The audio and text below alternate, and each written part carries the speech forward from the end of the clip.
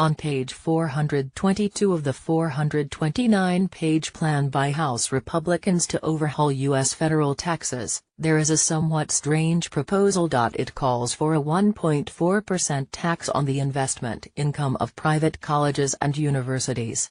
But the tax would only affect institutions with at least 500 students and where the value of the school's endowment is more than $250,000 per student.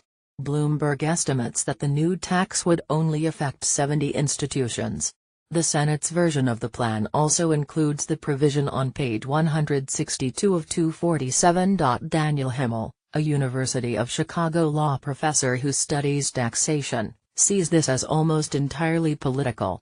The Republicans have been pissed off about university endowments for a while, and this seems to me an attack on what they see as bastions of elitism, he says. But it raises virtually no money.